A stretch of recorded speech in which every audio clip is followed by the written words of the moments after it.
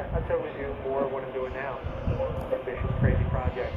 Start a museum or something cool like that. Something like a foundation for preservation or something for computers and software. I don't know. It's a lot about stuff. Adriel asks, what is your musical background like?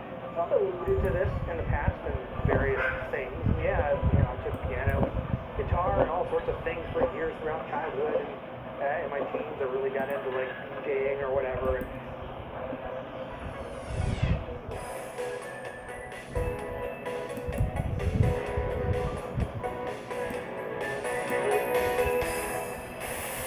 And in a previous episode, I did a restoration on a Macintosh monitor, which involved a complete teardown, cleaning, and retrowriting.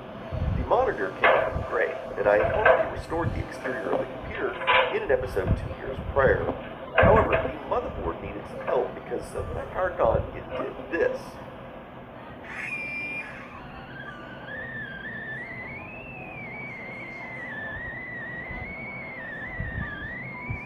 And that sound was actually coming from the speaker. If I unplugged it, the sound would go away. The problem was the capacitors on the board, and I had already ordered some replacements, and while I got the right voltage and capacitance values, they were not physically the correct size. So I didn't get to include that part of the repair in the last video. But here we are now, and I'm going to tackle that part of the repair. I love how easy it is to disassemble one of these LC-style computers. Everything comes apart without the need of any tools at all. Even the motherboard itself will just snap right out. Unfortunately, these 90s era Macintosh computers are notorious for having leaky caps. This one is no exception. And the problem isn't even so much the loss of functioning capacitors as it is the fact the electrolyte is corrosive over time. This one is covered in what I like to call cat juice. And the longer this is left untreated, the more that stuff will leak out and the more damage it will do. And it will eventually corrode away the traces on the board and the legs on the chips. And as you can see, it's already doing that. Okay, so the first thing I need to do is I need to remove these capacitors. Now, unfortunately, nobody can agree on what the best way is to remove these capacitors. And there's like a dozen different ways you can do it. You can categorize all of the different methods down into two basic categories, either breaking them off or desoldering them. And then there's different ways to do each of those things too. For these, I'm going to break them off. Okay, so in order to do this, I'm just going to use a pair of needle nose pliers, and I'm going to grab a hold of these and I'm going to twist. Now, one thing you can do is twist the thing all the way off, which some people do. What I'm going to do is I'm going to grab one of these and then I'm going to just rock it back and forth a bunch of times. And what this is going to do is going to cause metal fatigue in the leads, and eventually it's going to break off. Now, the reason I prefer to do it this way is because it's less likely to damage the copper pads on the board. Let me illustrate this using some tape to represent the solder pads, and the white paper represents the capacitor leads. I'm going to stick these both down the bench like this. On this one, I'm going to use sideways force, which is what would be happening when you twist the capacitors. And you can see the lead will rip off. But look what happens if you pull directly up. And this is exactly what we don't want to happen to our solder pads.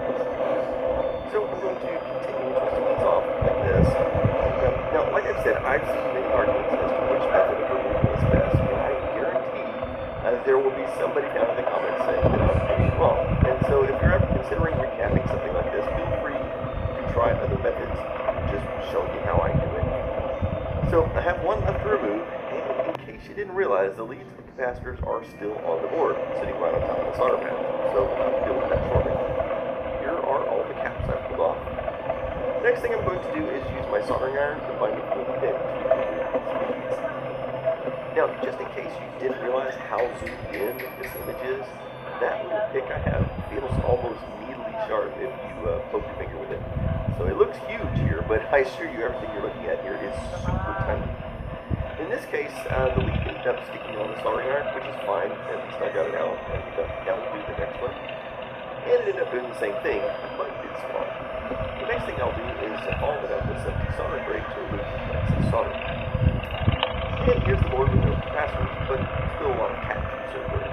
Now I'm going to remove the RAM because I'm going to put this thing in the dishwasher.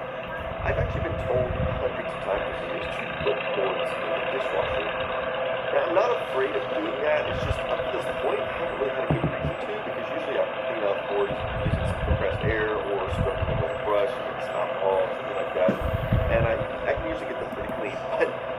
this stuff. I'm going to give it a try. We'll see what happens.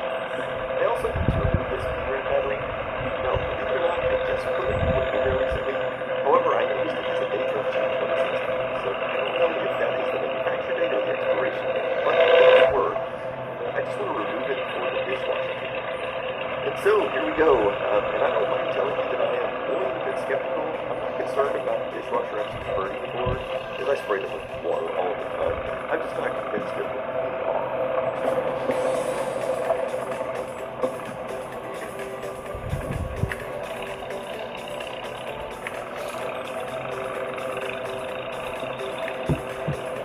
Okay, so the cycle is complete. Let's have a look. Okay, well, it's hard to say from right here, but I think it worked. It's still very wet. I'm actually shaking a lot of the water off still. And I'll follow up with some compressed air to try to get under the chips and other objects. It's still a bit wet, but holy smokes, I am really impressed how clean it looks. I mean, especially the capacitor area. However, it's not perfect. There's still a bit of corrosion in this area here, and also over here on these chips. So what I'm going to do is drop a bit of alcohol in this area, and then scrub it real good with a toothbrush. And that made a significant improvement as well. So just for comparison's sake, here's the board before any work was done to it, and here's after the meeting. So yeah, I'm very pleased with the result.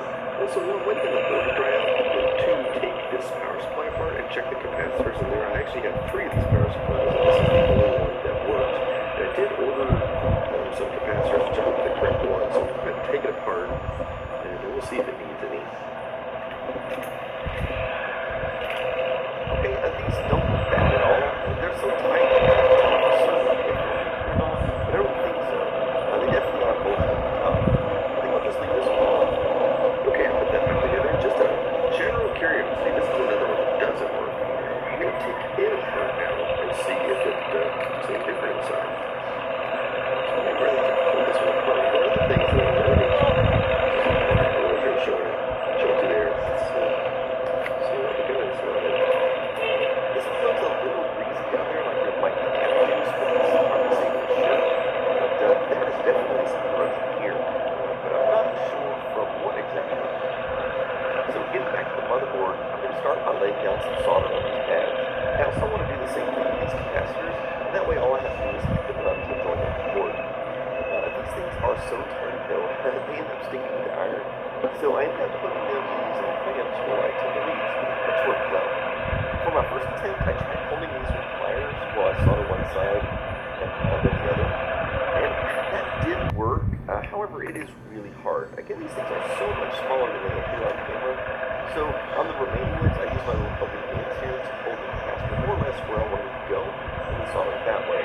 Of course, once the first thing is soldered, I can release it to do the other side. Working with these SAT capacitors has not been the most fun, that's for sure. But in practice, I did get the hang of it.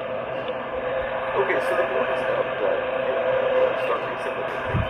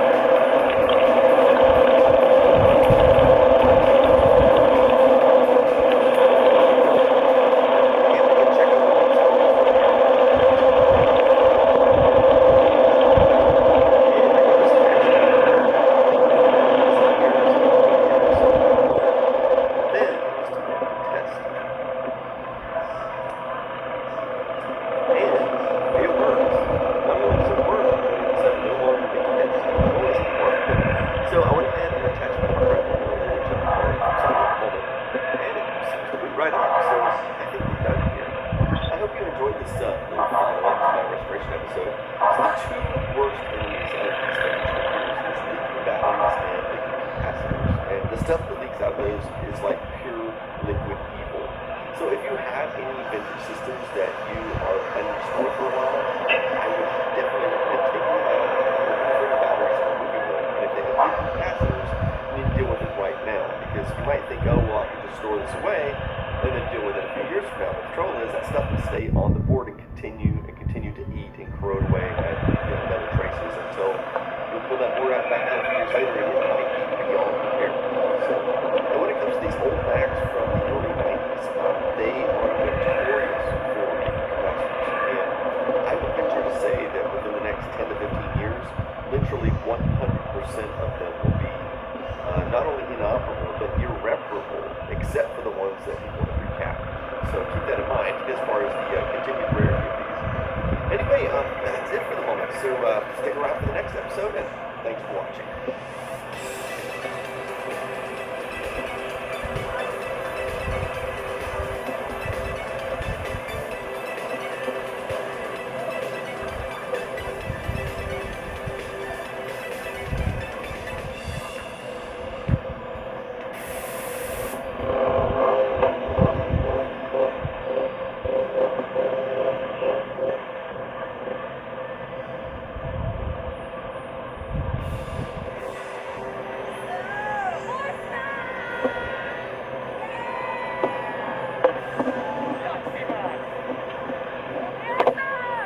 Today we say what's that to the world.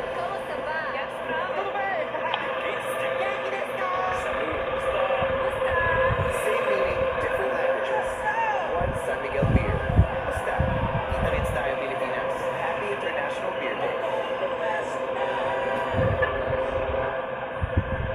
Thanks to Overlord from our forum, I have got my hands on a really unique piece of computing history here. This is the Intel Extreme Series D5400XS, a $650 motherboard that didn't work without two $1,500 CPUs and anywhere from $250 to $500 worth of special memory. Not 100% sure what the pricing was like.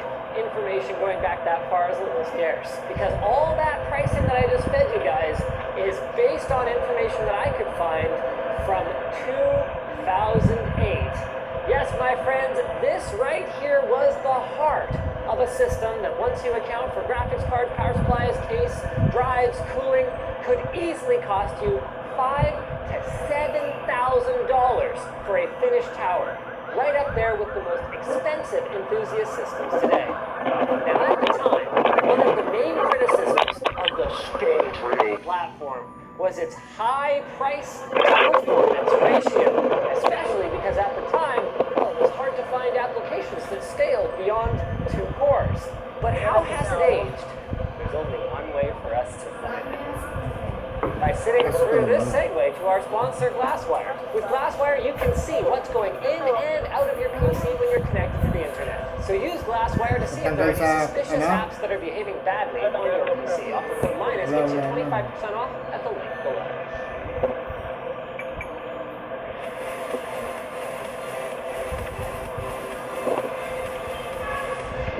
This thing is in absolutely incredible condition. Like, even all the original documentation and accessories and stuff right here. Here's a copy of Ghost Recon Advanced Warfighter 2 if you're into that. It's even got the door hanger. Fraggers only. Noobs beware. You'll be pwned by the fraggers. Put that on my door. Now, the first thing that jumps out about the board itself is, of course, its massive size.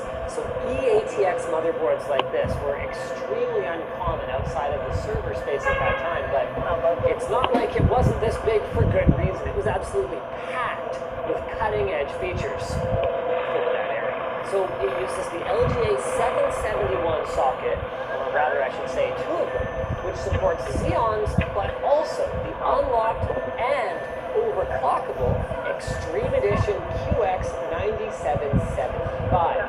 Now, the Xeon platform was chosen for one main reason. The consumer chips had a different pinout that didn't support multiple sockets. And the goal here was to create an 8-core platform several years before AMD would release their first consumer 8-core CPU, and 6 years before Intel would release its. So what we're dealing with here is 2 of Intel's 3.2 GHz Core-Field Extreme Edition CPUs connected over a 1600 MHz front-side bus to a 5000 series chipset, which we can find right in the middle here. That right there provides our CPUs with all the connectivity that they need to memory, expansion slots, and all of your rear I/O and all that good stuff. Now, one of the funny things about this system is how normal it looks. Like, here's your SATA ports, where your hard drives go. Here's your PCI Express slots, where your graphics card goes. There's nothing about it to really immediately indicate that it is 11 years old. Let's start to look closer. Let's talk about the memory. Really special. So they use commodity DDR2 DRAM chips, but they're actually not intercompatible with DDR2. These are called fully buffered DIMMs or FBDIMMs. So one of the big challenges of pushing memory speeds and capacities up is the complexity of designing the traces between the memory and the controller. So in this case, that's a North branch, but a modern system that memory controller will be on the CPU itself. Now, one of the ways to reduce trace complexity and reduce load on the memory controller is to move to a serial bus rather than a parallel one. So, in simple terms, they decided that instead of having the controller communicate directly with the memory chips on the module, they put a chip called an advanced memory buffer onto every module that would act as a go-between, buffering all the read and write requests. Now, this extra chip here is not to be confused with the extra DRAM chip, ECC memory that's used in modern workstations and servers for error correction. Now, the AMD came with a penalty to both write speed and latency because of the additional communication step. But at the time, Intel thought that this trade-off would end up being worth it for the future improvements in capacity that never actually materialized. By the next generation, Intel ended up following in moving the memory controller onto the CPU, and they ended up setting the stage for the ultimately successful plan to increase memory slot counts, which was adding more memory channels to the CPU itself. Okay, so one of my challenges getting this thing up was actually finding some coolers that had mounted on here for such a really soft. Fortunately, I happened across a couple of these genuine tubes. These things are kind of dangerous to me. I really no choice. The only non-water cooling tubes that are still compatible with those. And I do feel like they're going to there is just something about the socket system that just gets my inner going, you know? Before we boot it up, there's a couple more things I want to appreciate. One is the onboard power and reset switches. That was pretty cutting edge for the time, even if the I/O hasn't aged so well. USB 2, Firewire, and SATA. I guess 1 for 3 ain't bad for standards that are going to still exist 10 years later. And this is really unique. So you've got your 4 PCI Express 16X slots here, but at the time, no chipset could actually directly run 4 PCI Express 16X slots. So how did they do it? So check this out. Intel's Self-Bridge needed some kind of a solution to increase the number of PCI Express slots. And what they used was actually 2 NVIDIA PCI Express switches, which would each take 16 lanes and split them out into 2 slots with 16 lanes each. So what this meant was from NVIDIA's driver's perspective, all of the GPUs in the system were actually connected to the NVIDIA chipset, meaning that Intel didn't have to resolve the licensing dispute. You know how some TSI, this take a while, even if some of these ones were not. Power connectivity is almost identical to regular. Looks like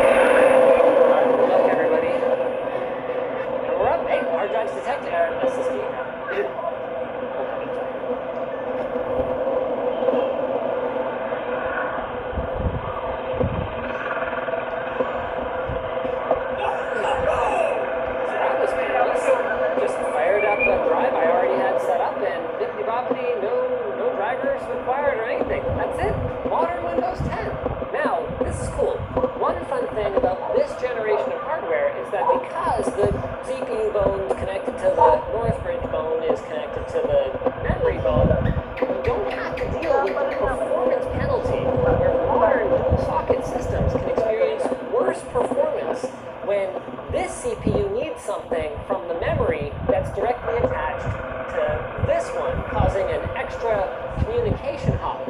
So you can actually see here, all of our cores show up as a single NUMA node, which should allow basically any workload to scale well across all 8 of our cores. I mean, except for the fact that we have a Northbridge, so there's just, like, always an extra hop. I mean, with that said, overall system responsiveness here is super usable. Like, with an SSD drive in here, I would have no reason to think, unless I opened up Task Manager, that I'm looking at a super old computer here. Like, everything just kind of works.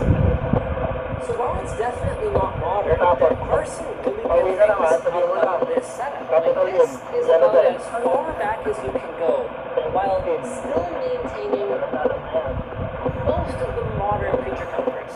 Like PCI Express, even Gen 1, means that we can add high-speed connectivity to this system.